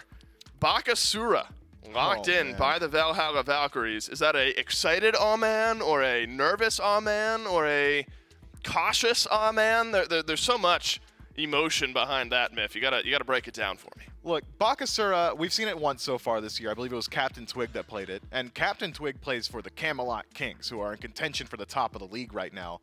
And they lost pretty handily. Twig did not do a whole lot on this pick. This is the Valhalla Valkyries with a very different style of draft. I'm not sure how the team fight's going to look whatsoever for the Valks, especially now with this Bakasura lock-in. Cthulhu going to walk up, create space, but he's got 2 hunters and a melee auto-attack jungler to back him up. That's going to be pretty difficult to perform on. But I will argue, Yeah, and it's a conversation that I had about Bakasura during that Camelot Kings game, is that I don't think we've seen the best build on this god just yet. I don't like the stone cutting sword, executioner, just auto attack style with like maybe some lifesteal. I think Bakasura in current meta, in current state, is at his best when he goes down the crit tree. Because the actual conversation about Bakasura, and it's something aggro used to go ad nauseum about because he hates this god, or hate playing against it rather, is that he's only effective against you for maybe 3 seconds, and it's when he uses that ultimate. Yeah. Well, if you're going to be effective for only 3 seconds, why not be super effective for those 3 seconds? Utilize that crit. Make sure you're killing your target a little bit more quickly. I think that could be one way to make Bakasura more viable. Notice I said more, because I don't think it makes him viable. I don't think that pick's good at all. Specifically in general or into what the Jade Dragons have drafted here, or both? Up against Fafnir specifically, that is one good matchup for Baka in that he's going to start his transformation. You could drop Regurgitate on his ground, and he won't be able to leap out, which is generally the answer that Fafnir has to sticky situations. Outside of that, the only thing Bakasura's got going for him is that there are some mobility abilities on the Jade Dragons, and he's got a cripple. That's true. That's where Bakasura is gonna make his money here in game number 1. If Ho Yi in the mid for Benny Q is what all signs point towards up against Uller, I think it's you who talks about how Ho Yi from behind can still be pretty effective. If Benny Q falls behind, there's still an opportunity for some fighting. Do you think there's a higher chance at a 1v1 in this matchup, Myth, with Ho Yi versus Uller than what we saw in game 1? I'm not even 100% sure that it is Ho Yi. Would it be Heimdall mid? And I think if I had to choose one of the two, Heimdall's got more consistent clear. And I value pressure in mid so highly because mid camps are generally where we start to see macro separation if the game is at an even state. Yeah. So, Ho Yi, not exactly picked for his ability to clear. Yeah. Might struggle in that regard. Both have got okay 1v1 potential. Both have got the ability to survive that dive from Uller. Yeah, I think there's higher potential here. Time to put the puzzle pieces together. Game number 2 between the Valks and the Drags. Yeah, thank you, Dave and Myth. And man, the one thing about these two teams, Score, is just you never know what they are going to throw at you. You never know the curveball that's going to be thrown. I would have been wrong every day of the week. I would have been wrong, too. I was willing to put it that this Heimdall was going to go over to Benny because we've seen it from him before, but it's not. It's going to be Wowie and Benny Q. No, but that's it's what also I'm talking about. But also the Ymir jungle Yeah, out here. yeah. I kind of walked over to you as they were on this. I'm like, hey, is this going to be Ymir jungle? And you kind of lowered. You're like, yeah, I think so. So I see Gilgamesh, Ymir, and Fafnir, and my brain goes, okay, so Ymir solo, right? Like, fine, okay, is going to be playing this. And mentally, I'm trying to figure out, how does that look in lane versus a Cthulhu? Because it's just, we don't see Gilgamesh brought over to solo off. Like, he did it, a few times last year? And it was kind of effective, sort of, but he always has been performing a little bit better out of the jungle. Ymir, Look, I'm interested to see how this one rolls out. I think Mike has like one of the best Ymirs. So if you're going to play it on a team with Mike, you have to have really good walls, really good setup. And when you look for things out of a jungler, he's got a great freeze. The wall can stop people, so there's your setup as well. Though there's a lot of leaps that I can see out of some of the immediate people that you would want to be ganking on the Valkyries, so that's probably going to be a little problematic. It's going to be interesting to see. He's also slow as hell. So it's going to, you are going to be telegraphing. I mean, you're just lumbering up to the lane. Everyone's going to know that you're coming for them. So you have to, have the ability to make sure that you're locking them down somewhere else. I want a Ymir walk cycle where he walks like Bacchus, because it just reminds me of the Bacchus waddle over anything else. Man, I always love seeing those videos that we get where people like take the different animations and put them on other gods. Like when we got the Achilles skin recently, and everybody did the little dancing thing with them. Had some real cursed imagery out there between that one. What was it? The Neath? The Neath. Like April Fool's Day, where it was like the Neath battle pass. Not just that. Some of the other dances that we have that got put on other gods, you just see like these like really elongated arms and T-poses and everything. It's some wild stuff when you throw it out here. But now we're back in here to game number 2 with the Valkyries and the Dragons. And man, Gamma is really far up. And he is just standing there, and maybe he's glad it's only 45 seconds in the game, because that was maybe a minute later. That would be a very risky play. Yeah, I think that, again, where this is one guy who has, I guess, like roughly single target. Gamma technically can hit both of them with his 2, but a lot of his like hard CC is going to be single target. Same thing for Mike, right? The hammer is only going to hit one of them. And so I'm interested to see how the follow-up is going to go. I think Medusa may be able to hit a little harder early on just because of the Viper shots. But when it comes down to clear, I think that Gamma and Wowie should be able to control this lane, much as they are for now. Benny jumped in against Pagon, and then Pagon showed him why you shouldn't do that, even at level 3 at this point in. So Benny Q already down at about 40% HP. Meanwhile, Dual Lane still continues to keep up their similar pace. We do see an Iron Mail start on, or a Steel Mail, sorry, not Iron, Steel Mail here. Started out by both of these supports, so Sovereignty could be a very early rush by both of these ones here. But I think Mifflin is right to talk about this Bakasura. We've only seen Captain Twig play it in recent times, and it did okay. It didn't tank. It didn't play exceptional. It just kind of existed. And against a team like the Dragons and the matchup they just had against the Valks in game 1, I don't think they want a god that just exists. Yeah, that's going to be the problem. I think that Baka, again, this is the case for everybody. If you get ahead, guess what? You're going to perform really well. It's just the question of whether or not they will be able to find that lead, right? You had kind of said it, and Miff had said it. If you just exist, you're not finding a lead. So I want to see what Kirmi can do, get active on this pick, especially when the ult comes up. Butcher Blaze is really good for eating through tanky targets, and you've got a Cthulhu beside you. It feels like control-wise, they should be able to get something done. But early on, I think similar to like a Kali, like, a Mercury even, like Kirmi and Bakasura, this is a late-game hyper carry that you have to get items on. And so for now, he's probably just vibing, which honestly is better for Sam because, like I said, Ymir, like early on, you got your freeze, your carpet's pretty nice, the wall can be helpful, but you're not really going to be the patented level 3 ganker that you could have like an Erlong Shin at this point, right, before his nerfs and everything that come through. So I think that this is going to benefit the Dragons just as much as it benefits the Valkyries because it lets Sam get more of his build online. And here's the topic that Mifflin and I talked about the last time that we had a Ymir pop in here is, when you're playing support Ymir, depending on your matchups will depend on what your level priority will be. Yes. You want to put more points in your carpet just for the extra damage. You want to put more points in your stun.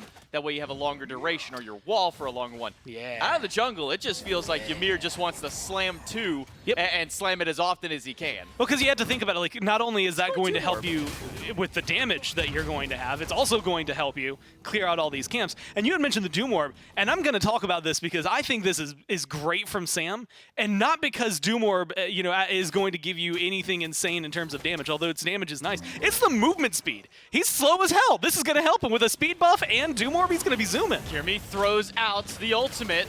Sam is blocked off. Panda Cat is gone. First blood goes over to the Valkyries, and a second one after. Wowie will throw Sam through the realms, and when he lands down, That is certain doom. Wowie on the board early for this team. 2 kills for the Valks. And those are good kills. I mean, being able to get rid of Panda Cat, now Wowie has the lead, gets the ult first. Granted, uses it immediately, but now is in a position where he's going to be able to find, I think for the first time in the last few weeks, some sort of control over in the duo lane. When you have Gamma over there, when you have Kirmi finally getting online as well, I think this is going to create a conversation that the Valkyries haven't been able to have. They've been playing out of the jungle. They've been playing out of the mid lane. Their duo lane has not been a point of contention for them that has been successful. Now, they have some of the success going their way. So I want to see, rotations from Gamma. I want to see where you can put pressure on with this Bracken, make Pagon feel uncomfortable, force their beads, catch out Mike, catch out Sam. They don't have any of that CC immunity unless Sam wants to go into the ult, and then he's locked in place. So I think they have a lot of opportunities to deal with the Dragons here and take this 2-kill lead and really push it to the limits. One thing that Myth was talking about with these Bakasura builds is typically the stone cutting, executioner, you get a lot of early shred, a lot of attack speed. Kirmi's going a little bit different to start this one out. It's actually going to be Golden Blade as the first item at this Baka, which Baka already has decent clear. I mean, just by way of eat minion, you can get rid of most of the problems, but now he doesn't even need to use any abilities on camps. He can just chop them right away. Well, that's the thing that really catches me out is because of eat minion, theoretically, you get less value from the Golden Blade, but it's still going to be helpful for you overall. Like you said, now you don't have to use your cooldowns as often. You're not going to have to worry too much about it. It's going to overall enhance your jungle play and just speed him up, right? It's going to help him keep pace or, at this point, keep ahead of where the other team is. Oh, Kirmi drops the ultimate against Fine OK, a leap over the wall. Benny Q has to leap out. PBM transforms, the sun's ring down. Fine OK out of quarter health, and Aquarius into the sense of madness. He'll find 2 into the jungle with the knockup. But PBM and Sam are doing just fine as far as their health bars are concerned. Not a lot of follow-up damage from the Valkyries, just more zoning than anything else. PBM got aggressive, got the beads off of Benny, though. Yeah, so this is where things are really going to be weird for everybody. The Valkyries want to fight, and I think they can fight. I think Aquarius, especially with an ult like that, absolutely, you're going to lead the fight. Benny Q's in a good spot. Gamma, I think, enables early game aggression for the Valkyries as a whole. And when you have freezes and stuns, single target aggression like this in the solo lane is perfect for the Dragons, but you can see what they're lacking, and that's the damage, right? Right now, they don't really have the follow-up for all of the CC that they have capable of. So later on, in like 5 minutes, 6 minutes, that, small gank skirmish that we see in solo lane, granted, that's a Cthulhu, so let's instead pivot that over to mid lane. That results in a kill every single time. But as of right now, you just kind of poke them down a little bit and make them feel awkward for standing around. But I don't think that they're really at a disadvantage at this point. I mean, a little bit of experience, but that's the only thing not going their way. Wow, he's got a beads and use the ult. Is the Crusher enough? No, it's just barely. Not enough health to take down. Wow, he somehow skates past there, but it cost him a lot to do so. Both ult and beads had to be used there. One more auto, one more little tick from a Viper shot would have been enough to get the kill there. Hell, even the Scepter, like one more zap. Oh yeah, one more little zap over there from the Shocky Boy. I think that's what Charlie calls him, the Shocky Boy, something like that. I can't remember exactly which one it is that Charlie uses, but yeah, one more there would have been enough, but not quite here. Either way, I think that's actually, I don't know, it's a weird balance for Wowie. He gets the first blood kill against Panda Cat, feels really good, and then you lose your beads, your ult, you're now down in level, so Panda Cat's farming better despite the early lead you had. So it's just showcasing, again, where the Valkyries are maybe lacking a little bit versus what the Dragons are able to do with their duo lane and how controlling it can be in terms of experience. They just now stripped away the purple buff, so you're not even going to be able to have that. And I don't know, as far as 1v1 potential, I'm not sure it exists, and you can see pings that are coming through. I can't tell if Benny Q and Gamma wanted to help out or if they're just recognizing that the Dragons are walking over towards these Oracles. And with a 4v2, I mean, this could be a big numbers advantage, or maybe a big spot for Kirmi. Mike will get stunned down. He'll take a lot of health. Big wall out of Gamma will lock Sam in place at least. The freeze will stop the Tremors, and Panda Cat will find a wall out. That's a good but kill. That wall doesn't go far enough for him. It's Gamma getting the credit to the kill on a Sam for soccer, and now he third one up for the Valks. But even with this early 3-kill lead the Valkyries have, that gold has not gone anywhere. It is sitting dead even at this point of the game. And the experience isn't really as high as you would like it to be either, so the Dragons, like, I think that just goes to show the difference in what kills are going to bring to you versus how the map play is going. The Dragons might be losing out on a lot of the fights that are going their way, and admittedly, with 2 of those kills going on to Sam, I'm not even that upset about it. Ymir's kind of useless as a damage dealer at this point in the game. You're really just a freeze machine. You might have your ult. I think in like an item or two, we're going to start seeing Sam really be an impact player. And so it's not the worst thing that he's the one dying. The worst part about it is that he's falling behind in experience to Kirmi, but otherwise you're keeping up as you had highlighted in gold. You're getting a lot of the neutral objectives. You're getting your oracles. You're getting any of the harpies that stand in the middle. You're getting invades sometimes. And so the Dragons are just playing the overall map a little bit better than the Valkyries despite the kill lead. Mike trying to steal this red buff, but as a Fafnir, even with that Interceptor, you're not doing a whole lot of damage to those camps by yourself there. I just wanted to point out that might have been the stylish way I've seen Final K ever, or seen anybody take a Totem of Coup, which is to drop kick the enemy into the totem for the last hit to get it. That might have been one of the cooler plays that I've seen, just like tiny little flashy moments there.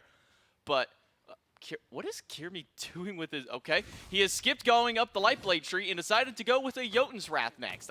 I just looked down, so he had 2 tier 1 items in hand. All right, so this is where I think things, again, so you go back to what Mifflin had said, and maybe not exactly the build that he would have liked here, but still something that I think is worth mentioning. If you're looking at Butcher Blades as like your best ability, it's on a relatively long cooldown, you jump on a relatively long cooldown, like you want to be able to get these up as often as possible because those are your windows, those are your tools.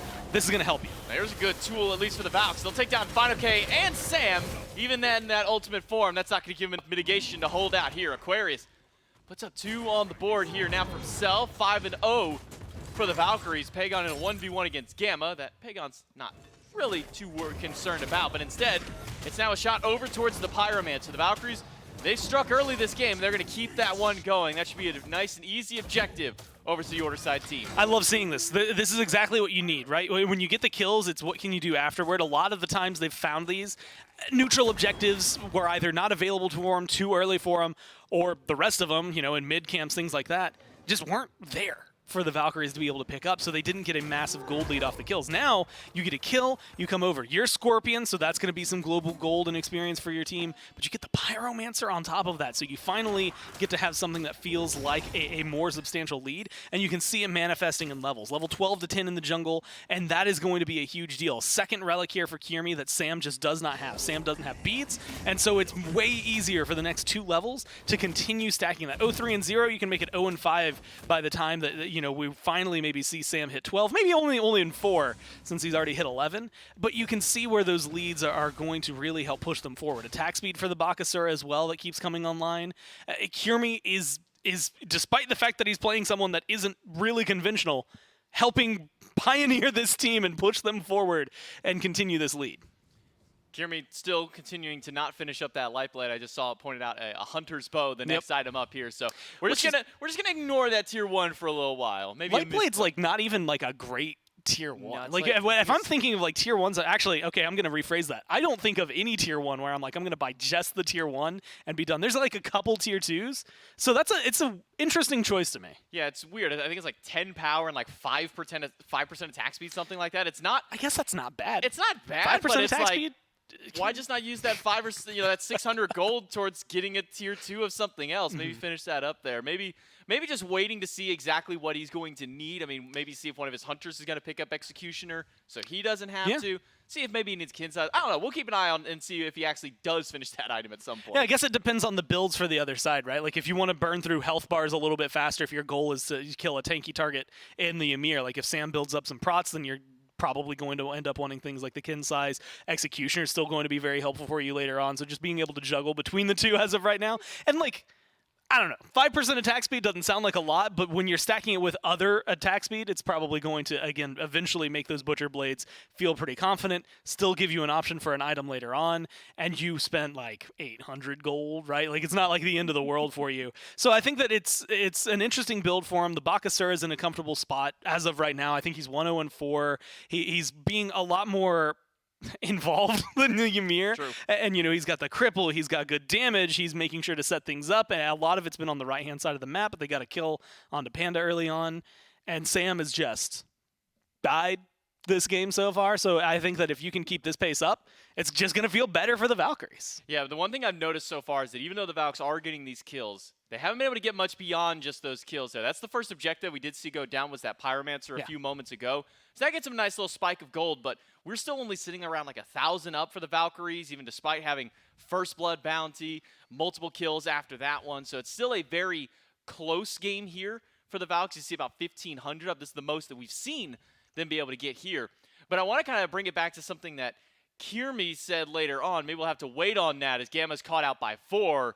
This Kraken shouldn't make it out of here, but no further commitment from the Dragons. But going back to what Kiermi said in an interview, you know, when you come up to the SPL, it's a whole different animal than the SCC. The SCC, you die, you kind of make these greedy plays. It takes a long time for teams to punish that, you know, to farm back up and catch up to them. When you get to the SPL and against teams like Jade Dragons who love to play this early game, you make one little mistake, they will catch that gold up. They will catch up and experience right away. And we see that in that duel. I mean, WoWie got a first kill up over Panda, but Panda's had the lead ever since then. Yeah, experience-wise, it's Gamma with like a small lead, and then Kiermi. It's like all in the jungle, realistically, for the Valkyries. Gold-wise, it's spread out a little bit more evenly because it's been global objectives, but you can definitely feel, I want to say maybe a more right-hand heavy favor right there, just because net worth, a lot of it's on the Cthulhu, and then next up, yeah, a lot of it's on the Bakasura.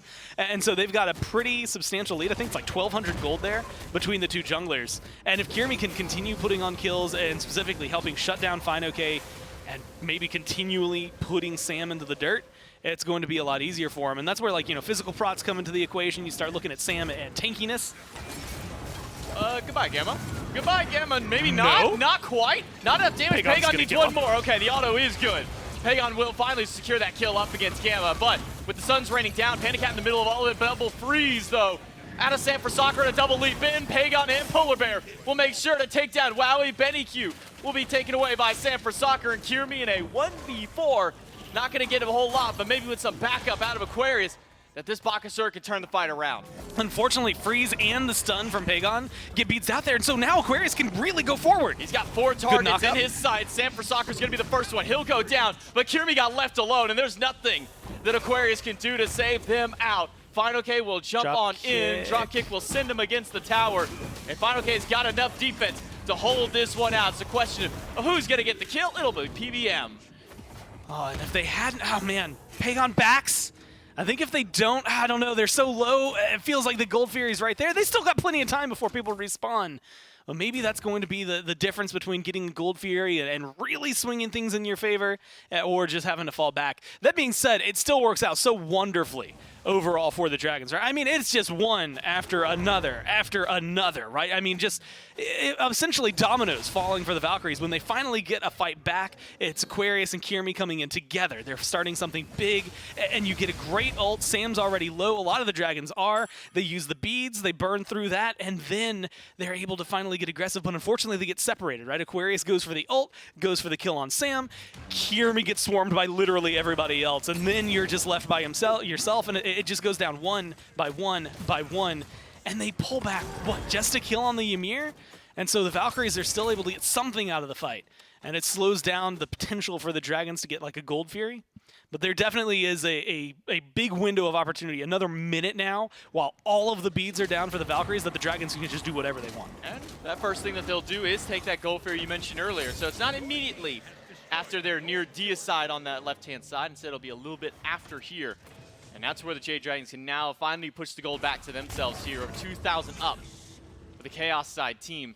And I did take a notice over at Kiermi's build. He did sell the Life Blade, so he's not going to keep that. Instead, finishes up Silver Branch Bow, so some Percent Pen now online for Kiermi, so he can finally start dealing with some of these tankier targets.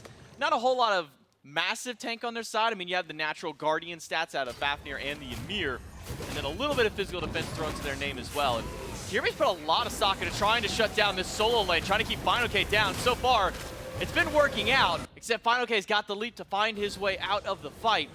And the Sense of Madness won't get much more here from Aquarius. Instead, now San Francisco stunned out by Gamma. And a quick turnaround, Jade Dragons will be able to stop this fight. And I think you can see, again, it's so weird to watch where the balancing point is going to be. Gamma might get caught out here, but it's so back and forth. I think the Dragons, again, a lot of CC. I'm trying to figure out where the damage is going to come from Sam as of right now, and a lot of it is just in this freeze. Aquarius gets frozen out and should go down. PBM credited to the kill there. For the Jade Dragons to leap in, we'll find Gamma. Pagon rushing in, but not a whole lot more follow-up there. It'll just be one pick. Aquarius' life traded out for the Pyromancer, though. Valkyries did manage to grab that during that entire skirmish there, so one for objective, not too bad at this stage, but that was your 3-in-1 Cthulhu that you ended up losing. And it's cost them, I think, a lot more, right? You get the Pyromancer, feels pretty good. It stops this lead from really ballooning out for the Dragons, but look how different these charts are, and specifically, look at the experience. Any experience that is going in favor of the Valkyries, it's still literally just in the jungle. Everybody else has a minimum 1-level lead. I think it was 2 levels there in mid. Now Benny Q's level 16, so just ticked over. Well, Pagon ticks over to 18, so saves me and makes sure that it continues that way. 3 levels there for the carry, 2 levels up in solo, and FineOK is closing that gap, but with everybody else having a 2-3 level lead, you're able to take whatever fights you're on. You're able to walk forward, and if it's just kill Sam, he has to die, and everybody else gets whatever they need. Well, I'll give you a hint. The Dragons have been playing several games like that over the last couple of years. They don't care if it ends up resulting in Sam's death because the rest of the team has that carry capability. I don't want to bring it up, Core, but I just have to because I keep looking over. Well, you know what? The good thing is I'll be safe for a moment where I don't have to. Panicat finds a massive Petrify up against 2 members of the Valkyries. A teleport in, Wowie goes through, wall is good, but Wowie's got to get out. Pagon turns this fight back around as he shows up. Wowie does manage to get Panicat all the while through, but Gamma should go down. It will be a 2-for-1 trade for the Jade Dragons, assuming that they get this Kabrak, and it should just be Pagon to grab, and he will. Double kill for the mid laner now. Once again, 4-0-3 for Pagon and the Jade Dragons. Benny Q fighting at the speed buff will steal it away, so there's a small win there for the Valks. And they slow Ymir down, and like he's got Toxic Blade, so again, I'm not looking at Sam as like, he's not the carry this game. It's, well, Pagon's 4-0-3. I think we know where like a lot of the carry is going to be coming from. They're putting a lot of pressure on mid. Pandacat, even though he's 1-2-6, is a lot of the bringer, but I think that it's these turnarounds. I mean, look at FineOK, he's gonna find a kill here despite losing his jungler. Well, Kirmi at least sidesteps away, so FineOK can't grab him. Instead, it's FineOK versus Benny Q. Benny Q does find a good knockup. Aegis and Beads out of the mid laner. Jump in by FineOK. It's so close. Kirmi comes back in, but FineOK turns it around. A 1v2 goes to the Dragon solo laner, and not the fight that the Valkyries were hoping to lose out on there. Losing the 2v1 has got to be devastating. Yeah, that one will be, like, you're replaying that in your mind every time trying to figure out what could we have done. And the only thing I could see is either Benny Q using his leap to get out, go for the disengage, not try to fight, or once Benny Q's up in the air, Kirmi has to come back then. When the knockup comes through, the damage would be there, and maybe combined, they kill FineOK. But separately, FineOK loves that. He's like, cool, I'll drop kick you against the wall, get some extra damage, burn all of your relics. I mean, the only thing that's really up is going to be the beats for Wowie. So Wowie, ooh, he gets to be safe for a little while, and that just means the Dragons can play wherever they want. Once again, they're doing so on the map, but they're doing it at a very important objective. I'm surprised the Valkyries, I mean, no ward coverage over here on right, and so this is just going to go down for free. That's going to be an easy objective for the Jade Dragons. Now, game 1 at this moment, the Dragons were already killing the Titan, and it was pretty much dead by now, but a little bit slower pace to them in game number 2 here. The Valkyries able to hold them out early on. But when it's coming to these late games, this is where we've seen the Valkyries struggle so far this season. Is they can find these early leads, they can find these early picks, but they haven't been able to quite transition towards this late game style just yet out. Now with 5 grouping up on this right-hand side for the Dragons, aiming to take out the first Phoenix of the game. And only 1 tower left standing, by the way. That's at tier 2 in mid, the only one that hasn't gone down. But the transformation out of FineOK, a coerce in. That Phoenix will start to melt down, but not as fast as maybe the Dragons had hoped. Instead, Kirmi is the eye of the target here. He'll go down to Pagon. Sam for Soccer will walk in, blink freeze, or blink ultimate to hold them down. Wowie will get taken out by FineOK. And with 2 Valkyries down, 5 Dragons in the throne room, it's going to be a tough defense for the Valkyries to hold this one out. Gamma won't get to be there to stop this one. Benny Q jumped up by Pagon, drop kicked by FineOK. Triple kill for the solo laner. Aquarius in the fountain, the last surviving member of the Valkyries, because the Titan will surely not live much longer. Aquarius will take out Panda, who was tanking the Titan the entire time. But as the one man, double kill for him. Okay, Dragons, go ahead. There you go. There's the end game there. Aquarius says find 2 at the end, but the Dragons find the win. I mean, you know, it's very much what you said, right? The Valkyries, really good start this game. Lots of good kills that go their way. They start things off with a Pyromancer, and it feels like they're finally figuring out how to take, you know, early game kills, turn it into an early game lead, and maybe try to push that even further beyond. And then it starts to fall apart a little bit more, right? Fights stop going their way. One big skirmish around the Gold Fury, you lose one member. It's just Sam on the Dragons, and you kill virtually, no, not virtually, you do kill everybody else that's there on the Valkyries. I think makes it a lot easier for them to surge forward. They then get the Gold Fury not too long afterward, and pretty much from that moment on, even while the Valkyries were like keeping up a little bit, every fight was taking the Dragons and further separating them from the Valks. Jade Dragons with a strong win out here today. They get the 2-0 over the Valkyries. We'll take it to a break. We'll come back to the desk right after.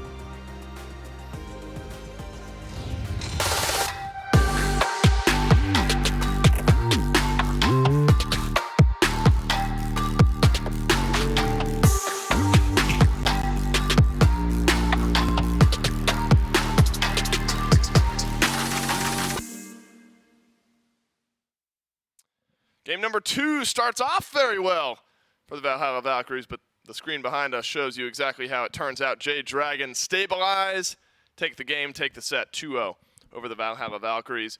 Seems to be that the Valkyries have got some of the early game figured out. Haven't quite figured out how to convert those into wins a couple of times. Saw similar things in their set earlier on here this weekend. That gives the Jade Dragons another 2-0 win here in the SPL MIF and gets things back on track. Yeah, the Jade Dragon, it was just an outdraft, I think, right? Like, sure, the Valhalla Valkyries get off to a 5-0 start, but that's generally the portion of the game where Bakasura is going to hit his strides.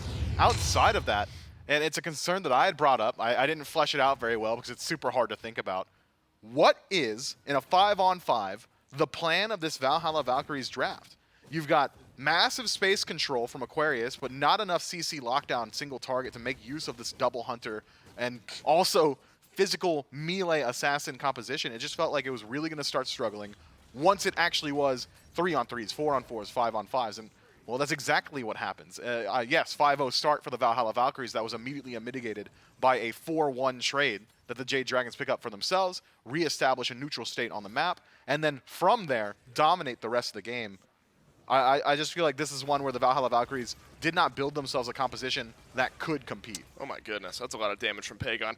Yeah, even the left side of the map for Gamma and Wowie felt a little bit more comfortable at the start of this game, but again, can't convert that into a strong enough dual lane to end up taking the game. Wow, even, well, I was going to say, in kills and deaths, Wowie looking a little bit better than Panda Cat, but the 10 assists for both Mike and Panda Cat, strong coming out of the dual lane. Pagon, an incredible set here today, Myth. I mean, what? He had to send a message to his brother, allegedly. Yeah, right. Well, it was Benny who was more concerned about the set. Pagon, I think, was maybe concerned about the lane a little bit more. And then also Pagon won. And then also and Pagon had, won. like, really good KDs. So so Pagon just wins. Yeah. I mean, well, Benny didn't. Brutal. The family group chat's blowing up Benny Q right now. No, the family group chat is dead silent because it's awkward, right? It wasn't even close. So, like, what do you say? Like, you can't. I don't know. You talk about Ymir jungle, maybe. You just pivot the conversation away from just talk about Sam. I would do that. Would you talk to Sam? Well, not me personally. Would I talk to Sam? I hope so. Can I do it right now? Please. I might. Sam for Soccer's with me for the post-game interview. And Sam for Soccer, let's pick up right where Miff and I leave off there. Yeah. Ymir jungle in game 2. Right. What made that the right pick? Yeah, Ymir's pretty fun. And if that's all, that's okay. That's all we need there. Fair enough. Well, look, the start wasn't great. I mean, it was what, 0-4. Yeah, it wasn't ideal of a start. I started 0-3, 0-4, something like that. But you turned it around. Right. And on the flip side of the jungles, Bakasura, fun jungles aside for you guys, did you feel like you were going to have an answer to the Bakasura going into game 2? Yeah, I mean, maybe it's not Ymir's like best match in terms of jungle v jungle because he's probably going to like outfarm me a bit, even though Ymir's like decent at that. But eventually, I think it's not too big of a deal. Like I was gonna get some fizz prots online. Maybe we had a couple shells in there too. Do you think Baka's good? I don't think Baka's the best. That's diplomatic. That's diplomatic. Yeah. Good. That's a nice political answer. Was this a sport mode Crocs set, or were we relaxing? And what's the opposite? You don't have eyes, man. Look, well, that's now they're on cruise control. Okay. What's the opposite of sport mode? Casual mode Crocs? Yeah, I guess it's casual. Comfort mode? Comfort mode, I guess. I don't think it's ever sports mode, really. No. No. No SPL sets are sports mode. Definitely not this one. No Sam, way. it's a 2-0, getting the Dragons back to their winning ways. Congrats, and best of luck in your next match. Thank you. Appreciate it. Sure thing. So never a sports Well, that's not what he mode. said earlier. Before we went live, he said if you're ever in a creek or a pond, you probably want to be in sports mode. Which I love is how specific. I don't know if you're like running through a creek in your Crocs. How often is that happening? I wouldn't do that. Yeah, I don't know if I ever would. But if I was running through a creek, I suppose I'd want my Crocs and I'd probably not I'd like wear moccasins, I guess. No, not. I wouldn't want to run through a creek in shoes. Full stop. You want to be barefoot running through a creek? Well, I don't want to ruin That my is shoes. chaotic. I wear AF1s. You're gonna ruin your feet. I'd much. Oh my you can God. get new feet way easier. Mifflin's only options are running through a creek in Air Force Ones or barefoot. There's no middle ground. They're vintage, bro. Unbelievable. Give me the schedule, please. We've got one set done for. Thank God I don't have to be on the desk with this guy any longer. One set is done already today. It's a 2-0 for the Jade Dragons. Tartarus Titans versus Camelot Kings, Myth. That is our second matchup of the day. I think people at home would probably predict this one to be a little bit closer. The Camelot Kings able to be argued as the best team in the league right now. The Tartarus Titans have the potential to be the best team in the league. We'll end up their day today against the Camelot Kings and then start off our broadcast tomorrow against the Solar Scarabs, followed by Bolts, Drags, Kings, and Warriors to finish off this week in the SPL. Camelot Kings can separate themselves towards the top of the standings with another win here over the Tartarus Titans. Right now sitting at 3-1, Tartarus Titans at 2-1. And so the Titans would fall to 50%. And a little bit of extra breathing room for the Camelot Kings up top would do them some good. And so you talk about expectations, Miff, going into this next set.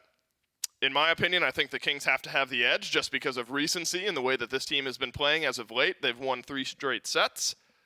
And so I think I give them my edge going up against the Titans. Yeah, the Camelot Kings, I also, if you were watching the waiting room earlier this week, I kind of walked everybody through the voting process, and I had the Camelot Kings essentially against the field. That's how dominant this team has been. No chance. And who do you Camelot Kings against any other team. If Worlds was right now, who's beating them? I think the SPL is so close. I think the SPL is so close knit right now. The Jade Dragons on a good day could beat them. The Olympus Bolts on a good day could beat them. The Leviathans on a good. I think if you're taking them against the field, that's absurd. I think they are the best team in the league right now. Well, that's what against the field means. So if you think they're the best team in the league right now, and you're given a blanket bet, you're taking the Camelot Kings But I don't think too. they're the best by a wide enough margin to just blanket give them against anyone else. Can't do it. We'll see if the Tartarus Titans can. God, just give me a little ground here. Although I can't root against any team. You're casting this one. I know I'm biased. I'm casting it.